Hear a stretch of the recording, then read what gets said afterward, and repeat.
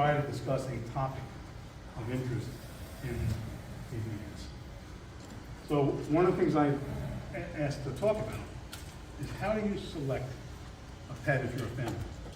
What's the best pet for your needs? And I think most of you know me, that I'm the owner of Katie's Pet Depot. So we have to deal with this question quite frequently.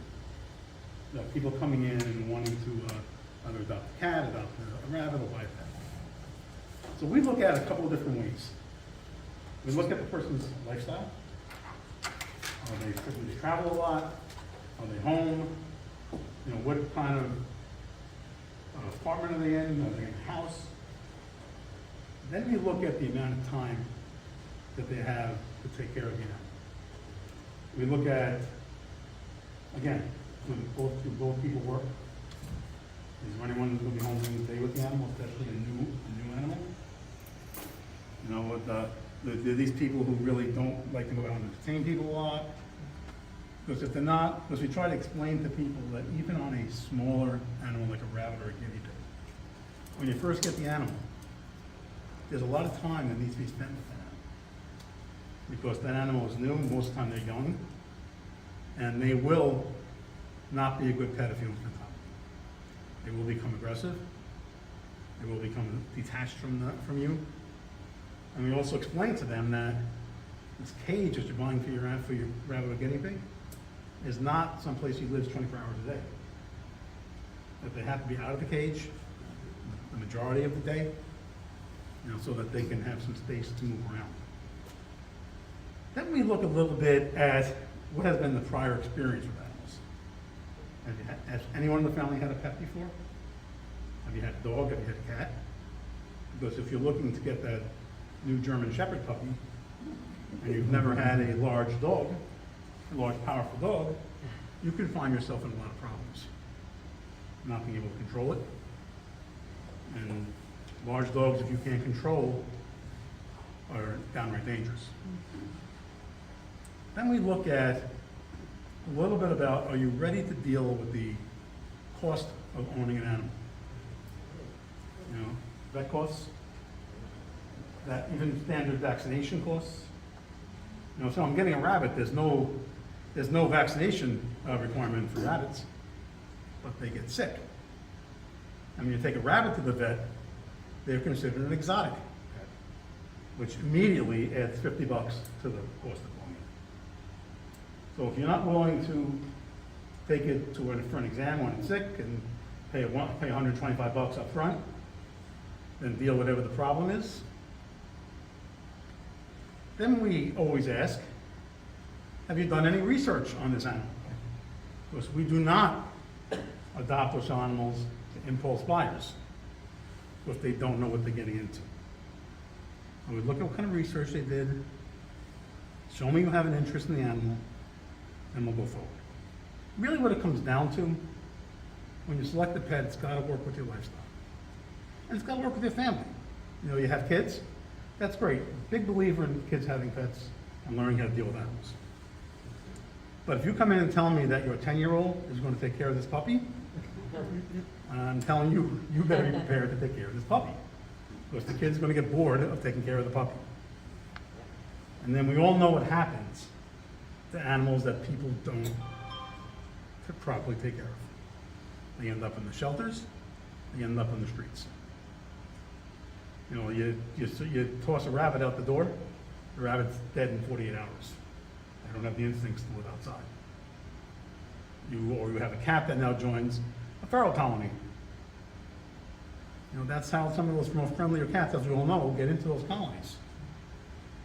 So it's critical that we make sure we match animals with people. We look at how they deal with the animal. If they want to adopt a kitten or a cat, we make them interact with the cat in the store. If they're afraid to handle the kitten, it's not the animal for you. Maybe tropical fish are a better choice. And I've kept tropical fish for 50 years, so it's nothing. Okay, maybe a snake or a lizard is a better choice. Okay, but you know, if you're afraid to handle it, it's not something that you're going to grow into. You know, you gotta be able to touch it, pet it, hold it.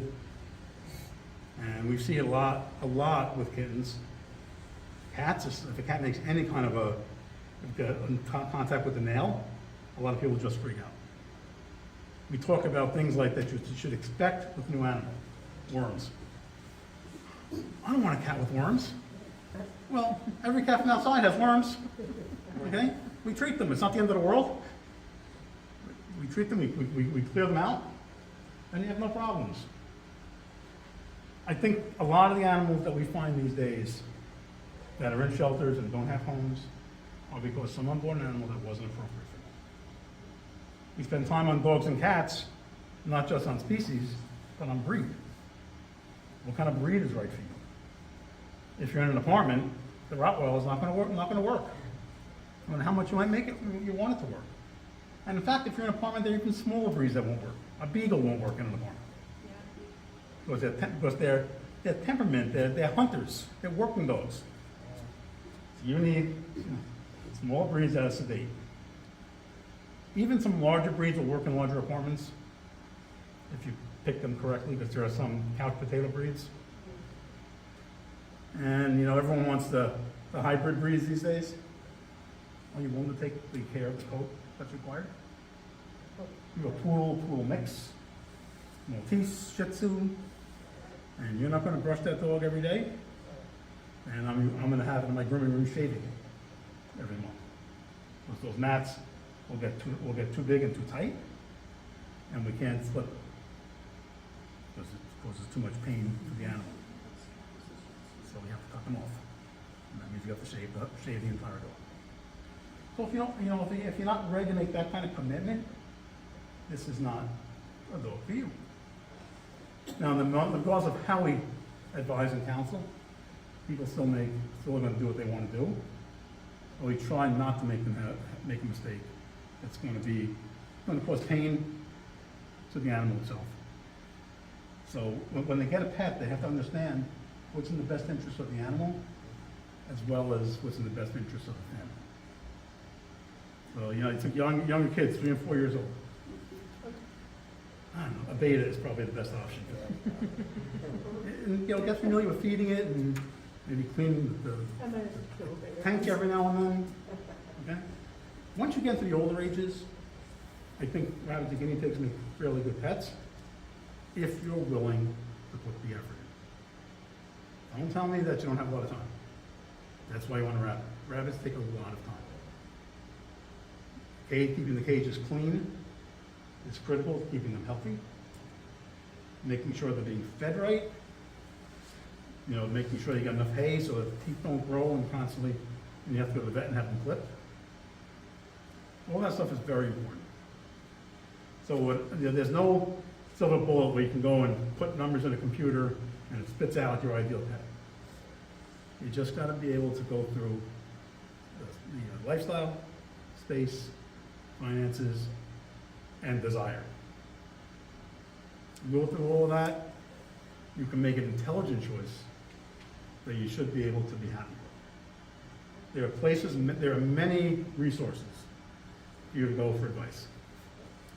Your vet will certainly be happy to give you some advice. Rescue groups and groups like ours can give you advice. At the store, we can certainly give you advice and frequently do. So I want people to understand not to go into this blindly. Go into this fully understanding that you're not buying a toy off the shelf. You're buying a life, and there's a long commitment. Even the smallest of animals live at least 2 years, like hamsters and rats will live at least 2 years. Rabbits and guinea pigs can live between 5 and 10 years. So when you go off to college, you know something, the animals still alive. And obviously dogs and cats can live up to 20 or more years. So that's where I am when you select the ideal pet. And when people go into a store that'll sell them anything, it's something that's going to fail.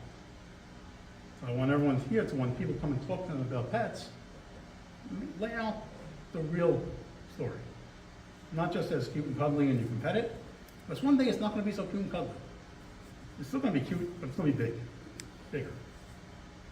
So it's very important that people understand that. Well, thanks a lot, I appreciate the opportunity. Thank you.